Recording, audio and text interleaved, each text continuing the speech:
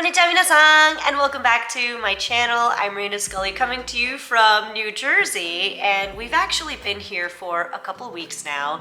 If you follow my Instagram, you all know this already, but we had some time-sensitive things to take care of in the US along with some personal things, and we actually really rushed out of Japan, and that's like a whole nother story. But anyway, we're here now, and I thought I would share what it was like to leave Japan again, but this time in 2022. I do believe Japan is actually getting ready to open up their borders for tourism soon, and I thought that this video may be helpful to you when you are making your way back to the US from Japan. So this is rather important, well, I think so anyway, because the US now is rather strict in terms of the time frame in which you have to receive your negative COVID test result and valid certificate that allows your re-entry back into the States. Okay, so I'm back in Japan, and I obviously shot this video a couple weeks ago, and just today the US changed their policy, and now you no longer need a negative COVID test in order to fly back to the US. Which is great. I'm really happy about that, but it completely changes this video. Originally, most of this video was like super informative and went into deep details on what exactly is needed by the US, what kind of tests are accepted, what kind of certificate you need, the time frame in which you need to get it, the facility we used in Tokyo, the price ranges and comparisons to like how much it costs elsewhere, all that stuff. But yeah, that is all now completely null, so I guess just ignore all the bits about testing for the US. I am now scrambling to re-edit and adjust this vlog. I really don't know how it's gonna turn out now because, again, this video was supposed to be like an informative video, but it's like pointless. I shot this vlog in a very choppy manner because I was depending on that informative portion. I really don't know how I'm gonna fix this, but hopefully it'll just be a relatively entertaining type of travel vlog. Anyway, please go easy on me, and I hope you still enjoy it. As a lot of you know, I live in Shizuoka, very close to Mount Fuji, as in not very close to Tokyo. It takes a 45-minute Shinkansen or bullet train ride to get there, and this time we had to reserve seats because we had 3 big suitcases. What a nuisance. Speaking of nuisance, it was raining pretty hard, which makes hauling around luggage very annoying and gross. After arriving in Tokyo, we quickly offloaded our luggage at our hotel and we made our way to Shinjuku for the COVID testing. We went with Team Medical Clinic, which is located right where the Shinjuku Prince Hotel is inside of the Seibu building. The clinic itself is also English friendly. Everyone at the reception can speak English, so you shouldn't have any problems there whatsoever.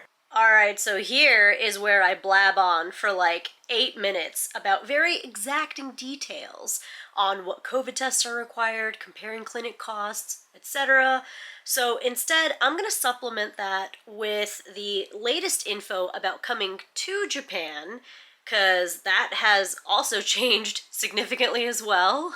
Alright, so right now, in terms of tourism, or under the tourism umbrella, Japan is only allowing guided tour groups to enter Japan, which is a little misleading. But like I said before, it does seem like Japan is really gearing up and preparing to open their borders for general tourism as well. And now those who are allowed to enter or re-enter Japan, like valid visa holders, citizens like myself, permanent residents like my husband, don't need to quarantine at all whatsoever once you enter Japan. You are free to take public transportation, and you don't even need to take a COVID test upon entering Japan. All you need to do is get tested and have paperwork proving that you're negative within 72 hours of your flight to Japan.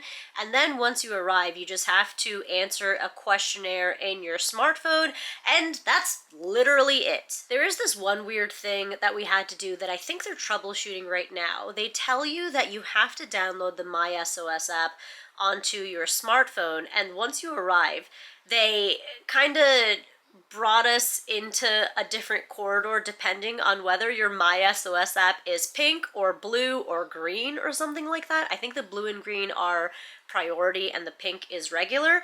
It doesn't matter though, because everything moved at the same pace anyway. And we never used the app ever again after that. We didn't even like open it. They just look at it and tell you to proceed. This is a huge difference from just a couple months ago. They don't track you anymore. You don't have to check in.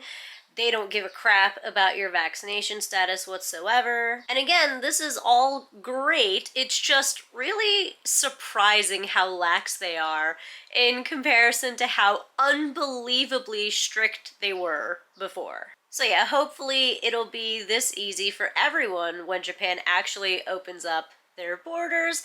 But you know, anything can change at any moment, so remember to keep checking the CDC website and the Japan Embassy website and read them thoroughly, because that information just keeps changing. And also call the airline that you're using to double check all of that information. Everything went smoothly for us again this time, so other than the costs, we really can't complain. Now, before we move on to the more vloggy aspect of this video, I would like to thank Surfshark for sponsoring me. Surfshark is my favorite VPN service out there. It is reliable, ridiculously affordable, and I literally use it every single day. I cannot live without them. Most importantly, it keeps me safe by encrypting my personal information, so I don't have to worry about anyone trying to access my data, which is especially important when you are traveling and relying on public Wi-Fi like I just did. Plus, you won't get targeted ads because Surfshark will protect you from the internet eavesdropping on you and learning about you without you knowing it, something that I am personally very afraid of. But the best part, it allows you to access movies and TV shows from Netflix and other streaming services that aren't normally available in your area. All you have to do is set your region and Netflix will automatically populate everything that is available from that region. For example, anime like Spy Family and Kaguya-sama Love is War is not available in the US. But if you set your location to Japan, you can now watch all this anime. Plus, they have a 30-day money-back guarantee, so you could try Surfshark out risk-free to see if you like it. I think you will. For more information, click the link in my description below and use my promo code Reina Scully to not only receive 83% off, but you could get 3 whole months for free.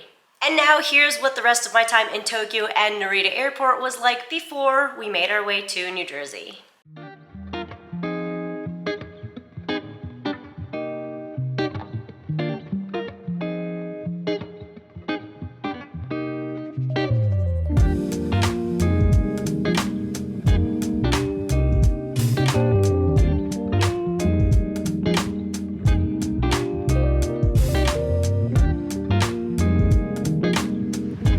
Alright, we made it to Narita Airport, and as you can see, it is ridiculously empty. It's not quite as empty as it was last year, but still, look at it. And just like last year, we got here way too early. The check-in counters aren't even open yet, so we're just sitting around and waiting. Mainly, we need to get rid of all of our luggage. There's like so much of it, and we can't keep hauling it around. I was hoping that we could check in all that crap already, but lo and behold, we are stuck with it again. The massive amount of luggage is also why I couldn't shoot until now. I can't haul all of this around and hold my camera and not fall down. So another reason why I couldn't shoot in Tokyo was because it was ridiculously crowded, like scary pre-COVID times crowded. And that's because we happened to accidentally have this trip land on a very long holiday Denkyu. Denkyu means like days off. So in Japan, Friday was a national holiday, and then Monday wasn't, and then suddenly Tuesday, Wednesday, and Thursday are national holidays. So a lot of people obviously take off on Monday, so they have like an extra long, like week worth of days off, and obviously everyone's traveling. And yeah, I obviously would not have planned it this way. We would not have planned it this way, but yeah, we didn't really have a choice. Just like last year, most of Narita's stores are completely closed. So although lots of the stores are closed, there are a lot more people than there were last time, which is kind of comforting. I don't know where we're gonna eat. I really don't want any more ramen. I want like an omurice or like a hamburger. I want Japanese yoshoku. Kind of feel like we're not gonna get to have that. So few restaurants are open. The saddest thing is the Surfshark Tokyo that was here in Narita Airport is gone. It's permanently closed. I'm so freaking sad about that. That was like my favorite thing to have before getting on the flight. So once again, barely any restaurants are open. I was not able to get the omurice because even though on Google it says it's not open. So we're gonna do pasta instead. We both wanted comfort food, so we just went with the Japanese style meat sauce. And in Japan, you eat spaghetti with chopsticks. Itadakimasu. Grabbing some things for the plane. We're gonna forego the sandwiches because I already bought a bunch of bread. What onigiri should we get? Salmon? いいね。私もサーモンにしよう。いいね。これでいいね。Yeah. I do like these too because they're packaged so the rice stays like moist. I never usually see these. おー、面白い。Hamburg steak. Wow. ハンバーグステーキ。へー、すごすぎる、いらない。アーモンドポッキー Look. No, やだ、いらない。I think I want almond choco. This is a good size. Yeah. I don't know why we're so fat and ridiculous. We also got karaage-kun for the plane. One for me, one for him. And also, look at the fancy bread we got from Tokyo Station. Oh, it's so gorgeous. It's like an edamame cheese bread. And it's so big. Like, what are we thinking? There's so much food in here. Alright, there's nothing left for us to do on this side of the gate, so we are gonna go through customs and just wait to board. Grabbing some pokari and Irohasu peach for the plane ride. And you can see the Pokemon gummies.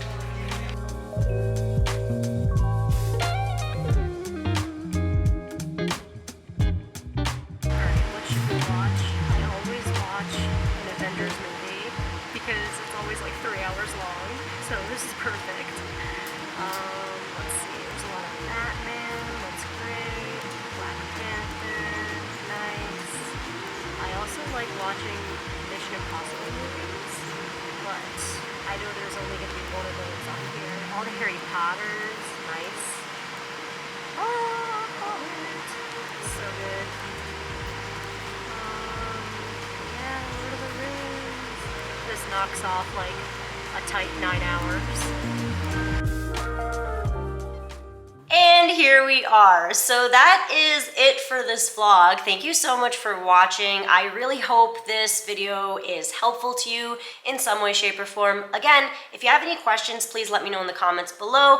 I really will try my best to answer them. But again, the CDC and the Japan Embassy website are the most accurate and up-to-date, obviously, so keep checking it. And one final side note.